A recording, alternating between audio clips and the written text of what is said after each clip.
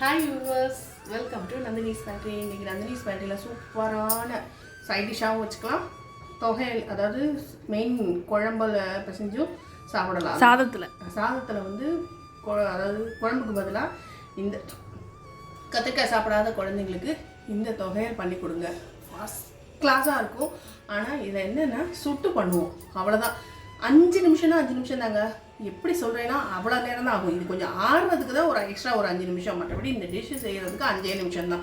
First இதை வந்து okay, dish name என்ன? கத்திரிக்காய் சுட்ட தொகையில் தான். வாங்க குயிக்காக பார்க்கலாம். இதுக்கு நான் வந்து ஹையன் கிரவுண்ட்நட் ஆயில் ரொம்ப ரொம்ப ரொம்ப சூப்பராக இருக்குது. அதாவது அன்ரீஃபைன்டு கோல்டு ப்ரெஸ்டு கிரவுண்ட்நட் ஆயில். எல்லாமே நல்லெண்ணெய், தேங்காய் எண்ணெய், விளக்கெண்ணெய், இந்த கடலெண்ணெய் எல்லாமே ஃபர்ஸ்ட் கிளாஸாக இருக்குது. நான் வந்து என்ன சொல்ல நான் வாங்கி யூஸ் பண்ணுறேன், அதனால் உங்களுக்கு நான் ரெக்கமெண்ட் பண்ணுறேன். ரொம்ப ரொம்ப அருமையாக இருக்குது. அந்த சைடு இருக்கிறவங்க இதை ஆன்லைன்லேயே ஆர்டர் பண்ணிக்கலாம். உங்களுக்கு தேவைப்படுறவங்க நீங்கள் நம்பர் வேணும்னா எனக்கு கமெண்ட் பண்ணுங்கள். நான் உங்களுக்கு அதோட லிங்க்கை வந்து உங்களுக்கு அனுப்பி விட்றேன். அருமையாக இருக்குங்க. ரீஃபைன் பண்ணாமல் இருந்தாலே அதோட ஃபுல் பெனிஃபிட்ஸும் நமக்கு கிடைக்கும்ல. ஓகே, இப்போ என்ன பண்ணிட்டு இருக்கீங்க? இப்போ கத்திரிக்காய் வந்து வார்னிஷ் எடுத்துட்டு இருக்கீங்களா? ஓகே, இது என்ன இவ்வளோ பெரிய கத்திரிக்காய் இருக்குது? ஒரே கத்திரிக்காயா? ஓ, இந்த மாதிரி கத்திரிக்காய் தான் பண்ணணுமா? ஆமாம், பெரிய கத்திரிக்காய் தான் நறுக்குன்னு பண்ணிடலாம். குட்டி குட்டி கத்திரிக்காயெல்லாம் பண்ணுறதுக்கு அது சரிப்படாது. சீக்கிரம் அதாவது குட்டி குட்டி கத்திரிக்காயில் இவ்வளோ பெருசாக இருந்ததுன்னா அது பண்ணலாம். வயிறுட்டில் இருக்கும், பெட்டிக்காயின்னு சொல்லுவாங்க மதுரை சைடெல்லாம். அருமையாக இருக்கும். அதில் தான் பாட்டி பண்ணுவா. குண்டு குண்டாக இருக்கும், மேலே வந்து வெள்ளையாகவும், இந்த இது வந்து லைட் லாவெண்டர் கலரில் இருக்கும். ஃபஸ்ட் கிளாஸாக இருக்கும். இது வந்து நான் ஆர்டர் பண்ணி வாங்கினதில் வந்து உள்ளது இது. அதனால் இந்த கத்திரிக்காய் வந்து பெரிய கத்திரிக்காய், ஒரு கத்திரிக்காய் 2 கத்திரிக்காய் பண்ணால் தான் சூப்பராக இருக்கும். டெல்லியிலலாம் இந்த கத்திரிக்காய் வச்சு இந்த துவையல் தான் ஓடுச்சு. அங்கே ஓடுச்சு கஷ்டப்பட்டு. இந்த பர்த்தாவும் இதில் தானே பண்ணுவாங்க. ஆமாம் ஆமாம் ஆமாம், அங்கே இது தானே கிடைக்கும், இந்த மாதிரி தான் கிடைக்கும். பார்க்க க்யூட்டாக இருக்குது. இது நல்லா வேகணுங்க, அது ஒன்று தான்.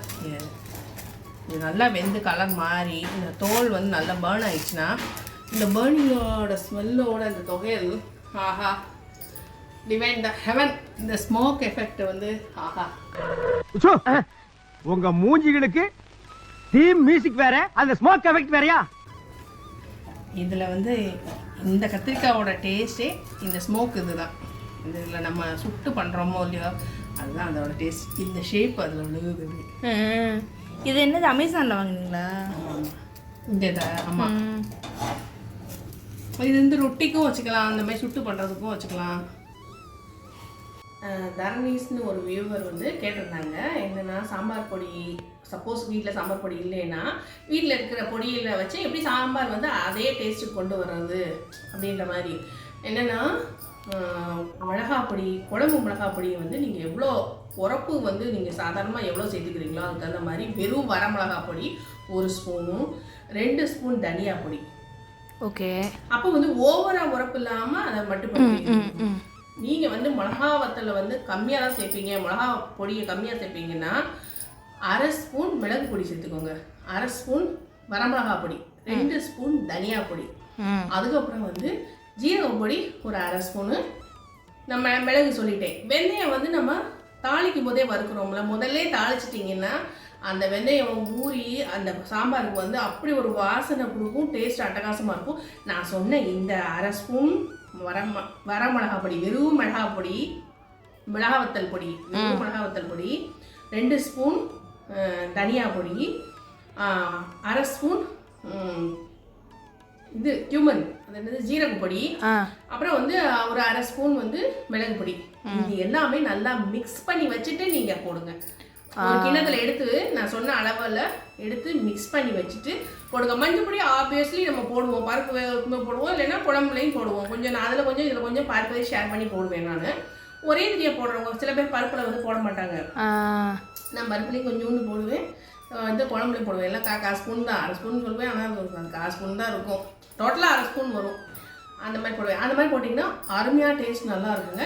நீங்கள் வந்து தக்காளி பழம் வந்து நீங்கள் பருப்போடு வேக வச்சு பாருங்கள். அப்போ வந்து நல்லா மேஷ் ஆகி அந்த தக்காளியோட டேஸ்ட்டு தான் வந்து சாம்பாருக்கு வந்து ரொம்ப ரொம்ப இது. இந்த பொடி எல்லாமே போட்டு இல்லை ஊர் கூட்டினாலும் தேர் இழக்க முடியும்னு சொல்லுவாங்க, அந்த மாதிரி தான் எல்லா இதுவும் சேர்ந்தாதான் அட்டகாசமான டேஸ்ட்டு. அதே மாதிரி காயும் ஃப்ரெஷ்ஷான காயாக இருந்ததுன்னா உங்களுக்கு அருமையான டேஸ்ட் வரும். நீங்கள் இன்ட்ரெஸ்ட்டாக சமைக்கிறவங்க அதனால தான் இப்படி கேட்டிருக்கீங்க. இது நீங்கள் நான் சொன்னபடி எல்லாமே ஒரு கிண்ணத்தில் மிக்ஸ் பண்ணி வச்சுக்கோங்க. மிக்ஸ் பண்ணி வச்சுட்டு நல்லா புளியை கரைச்சி விட்டுட்டு நான் கொதிக்க ஆரம்பிக்கும் போது இதையும் போட்டு நல்லா கலந்து விட்டு பச்சை வாடை போகிற அளவுக்கு ஒரு 5 நிமிஷம் 7 நிமிஷம் நல்லா கொதிக்க வச்சுட்டு அதுக்கப்புறம் பருப்பை கொட்டிட்டு கொத்தமல்லி போட்டு இறக்கினீங்கன்னா அதே டேஸ்ட். சூப்பராக சாம்பார் வச்சிட்டிங்களே. அது முள்ளங்கி சாம்பார் வைக்கலாம், முருங்கைக்காய் வெண்டைக்காய் தனியாக வைக்கலாம், கத்திரிக்காய் தனியாக வைக்கலாம், டர்னிப்பு முருங்கைக்காய் போட்டு சாம்பார் வைக்கலாம், எல்லாத்துலேயும் வைக்கலாம், பாவக்காய் மிட்டில் வைக்கலாம். அதாவது நமக்கு இன்ட்ரெஸ்ட் தான் வேணும். நமக்கு இன்ட்ரெஸ்ட் இருந்தாலே கைமணம் தானாக வந்துடும். கண்டிப்பாக அதை ட்ரை பண்ணி பாருங்க. அதே மாதிரி இந்த மாதிரி மில்லட்ஸ் எல்லாம் பண்ணுறோம்ல, அதில் வந்து 3 வகையான மில்லட்ஸை மட்டும்தான் நம்ம வந்து முளைக்கட்ட முடியும். சிறுதானியங்களில் கம்பு, கேப்பை, அப்புறம் வந்து திணை. இதுதான் ஃபுல்லாக இருக்கும், முழுசா தோலோடு இருக்கும். மித்தது எல்லாமே வரகு, சாமை, அந்த குதிரைவாளி இதெல்லாம் வந்து ரைஸாக இருக்கும். அதாவது மேல் தோலை ரிமூவ் பண்ணிட்டேன்.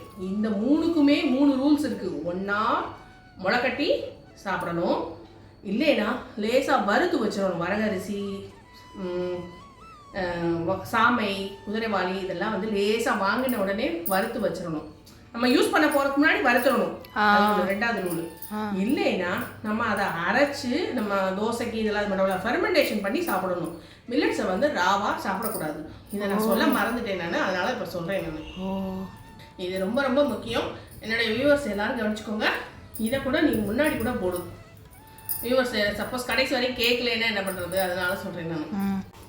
ஃபுல்கா பண்ணுறோம் ஒன்றும் வச்சுக்கோங்க. நல்லா எல்லா பக்கமும் திருப்பி போட்டுட்டு அப்புறம் வேணும். இதில் பேட்டர்ன் மாதிரி வந்துருச்சு. உண்மையிலே அருமையாக இருக்குது இந்த எண்ணெய். இது பெய்டு ப்ரமோஷன்லாம் கிடையாதுங்க, நான் வாங்கியிருக்கேன். அருமையாக இருக்குது, அதனால சொல்கிறேன். அந்த சரௌண்டிங்கில் இருக்கிறவங்கெல்லாம் ஆர்டர் பண்ணி வாங்கிக்கோங்க. இவங்க வந்து உடுமலைப்பேட்டையில் இருக்காங்க. உடுமலைப்பேட்டை கோயம்புத்தூர். ஏங்க ஆஹா என்ன வாசனை. எனக்கு என்னோடய ஃபேவரட் எது தெரியுமா? நல்லெண்ணெய். ஆஹா அதில் அப்படியே ஒரு ஸ்வீட் இருந்தது தெரியுது. அதாவது தரமான எண்ணெயில் தரமாக தயார் பண்ணியிருக்காங்க. இந்த மாவுடுக்கு விளக்கெண்ணெயை நான் விட்டுட்டேன் நான். ஓ இருங்க நான் வந்து காமிக்கிறேன். மாவுடில் விட்டுட்டேன். இந்த அதுதான் தெரியுதா ஷைனிங், கரண்டியில் ஒரு ஷைனிங் தெரியுது. அது மாவுடு தான், கெடாமல் பார்த்துக்குவோம். விளக்கெண்ணையுமே அப்படியே ஒரு வாசனை. வெந்துருச்சான்னு பார்க்கறதுக்கு உள்ளே விட்டோன்னா ஃப்ரீயாக போகணும். போகுது. வா சூப்பராக போகுது. இங்கே மட்டும் கொஞ்சம் வேகணும். முன்னாடிக்கு 5 நிமிஷம் கூட ஆகலை. உங்களுக்கு இந்த வீடியோ எவ்வளோ நிமிஷம் ஆகுதோ, எவ்வளோ நிமிஷம் வீடியோ டியூரேஷன் இருக்கோ அந்த அளவு தான் டைம். இதை இறக்கிடலாம். இதை வதக்கணும்ல, அதுக்காக இது கொஞ்சம் ஆறட்டும். ஆறினதுக்கப்புறம் உங்களுக்கு உரிச்சிட்டு காட்டுறேன்.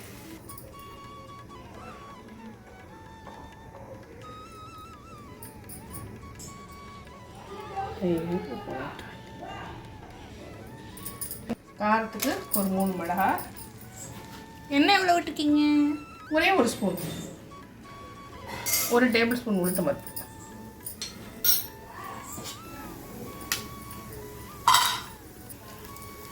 பெருங்காயம் கொஞ்சம், கட்டி பெருங்காயம். இந்த கிரவுண்ட் ஆயிலுமே சூப்பராக வாசனையாக இருக்குது, பயங்கர வாசனை.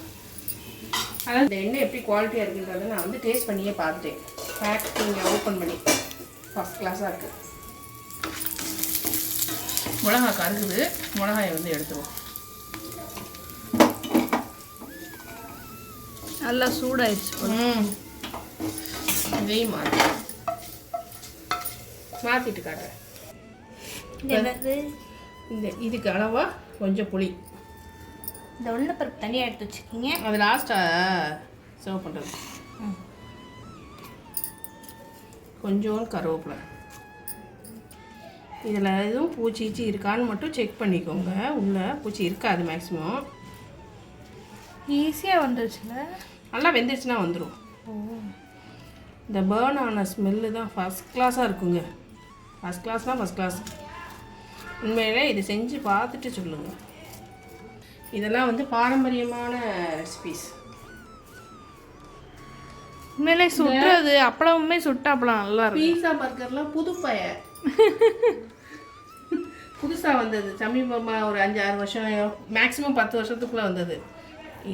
இந்த மாதிரி ரெசிபீஸ் எல்லாம் பின்னாடி தள்ளிட்டு அதை சாப்பிட்டுட்டு ஆஸ்பத்திரிக்கு லட்சமாக அழகுக்கு இந்த மாதிரி ரெசிபீஸை சாப்பிட்டு ஹெல்த்தியாக நல்லாயிருக்கும். இது எல்லாம் டேஸ்ட்டா? இது டேஸ்ட்டோட பார்க்கும்போது அது கடைசி மார்க் கூட வாங்குது. காம்பு எடுத்துட்டு காட்டுறேன். நீட்டாக தான் இருக்குது. ஆறுனதுக்கப்புறம் இதை வந்து அரைச்சிக்கலாம் உப்பு சேர்த்து. அவ்வளவே தான், 5 நிமிஷத்தில் ஆயிருதா. இது ஆறுனதுக்கு தான் டைமிங். டேஸ்ட்டும் அல்டிமேட்டு, டைமும் மினிமலாக இருக்குது. இங்கேருந்து இந்த வாசனை இப்படி இருக்கு, சூப்பராக இருக்குது. வெறும் கத்திரிக்காய் கூப்பிடுது. இது சப்பாத்தி சாதம் எல்லாத்துக்கும் சாப்பிடலாம்ல. சாதத்தோட பிசைஞ்சு சாப்பிடலாம், நல்லெண்ணெய் விட்டு பிசைஞ்சு சாப்பிடலாம், கடலெண்ணெய் விட்டு சாப்பிட்டாலும் சூப்பராக இருக்கும். இதுக்கு ஒரு அப்பளம் இருந்தால் போதும். அப்பளம் இல்லாட்டினா கூட பரவாயில்ல, ஒரு நார்த்தங்காய் இருந்தால் கூட போதும். ரெகுலர் இதுக்கு அளவாக உப்பு மட்டும் சேர்த்துக்கலாம். ஃபேன் கடியில் வச்சதில் ஒரு கம்ப்ளீட்டாக ஒரு 5 நிமிஷத்தில் நல்லா ஆறிடுச்சு. இப்போ இதை இதுக்குள்ளே சேர்த்துக்கலாம். நல்லா செக் பண்ணிட்டேன் நான். இதை அரைச்சிட்டு காட்டுறேன். இந்த புளி இது கொஞ்சம் அரைப்படணும். அதுக்காக நம்ம என்ன பண்ணணும், பாதி அளவு கொஞ்சம் எடுத்துகிட்டு வச்சுருவோம். பாதி அளவு கொஞ்சம் புளி இதெல்லாம் அரைப்பட்டுட்டு அதுக்கப்புறம் இதை போட்டு லைட்டாக ஒரு கொஞ்சம் குறப்பாக கோர்ஸாக அரைச்சா தான் நல்லாயிருக்கும். பாதி அளவு எடுத்துப்போம். இது இருக்கட்டும். இதை அரைச்சாச்சு. இதையும் போட்டு ஒரு திருப்பிட்டு வந்துடும். இந்த வாசனையே பிரமாதம். அது நீரை நல்லா சுரக்க வைக்கும். இந்த அவ்வளோதான். வாவ். அம்மா இது இந்த கலரில் இருக்கிறதுக்கு நீங்கள் ஏதோ சொல்லுவீங்களா? கத்திரிக்காய் அயன் நிறைய இருக்குது. கலரில் இருக்கும். கத்திரிக்காய் நறுக்கி வச்சோடனே கருப்பாகுதே, காரணம் என்ன? அயன் நிறைய இருக்கும். இதை வந்து சர்விங் இதில் மாற்றிட்டு உங்களை காட்டுறேன். இந்த நம்ம முதலே வறுத்தோம்ல, உளுந்து ஒரு கொஞ்சம் எடுத்து வச்சோம்ல,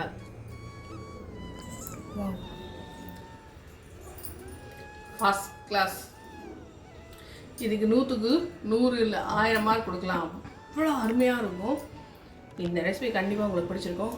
பிடிச்சிருந்ததுன்னா லைக் பண்ண மறந்துடாதீங்க. மறக்காமல் அன்லீஸ் பண்ணி சப்ஸ்கிரைப் பண்ணிடுங்க. உங்கள் ஃப்ரெண்ட்ஸ் அண்ட் ஃபேமிலிக்கு ஷேர் பண்ணுங்கள். தேங்க்ஸ் ஃபார் வாட்சிங். பாய் பாய். டேஸ்ட் பண்ணி பார்த்துருவோமா? இதோட மிக்ஸ் பண்ண கொஞ்சம் போல் கலக்கவே மனசு வரல. கலக்கல. ஃபஸ்ட்டு கண்ணுக்கு, அப்புறம் ஸ்மெல்லு, அப்புறம் மூக்குக்கு, அப்புறம் வாய்க்கு.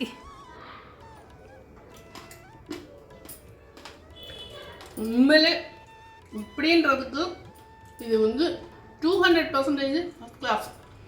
சாதத்தோட பசங்க சாப்பிடும். நல்லெண்ணெய் விட்டு இதை வெறுமையே சாப்பிடலாம். சாதத்தோட பசங்க கண்டிப்பாக ட்ரை பண்ணி பாருங்கள். பாய்.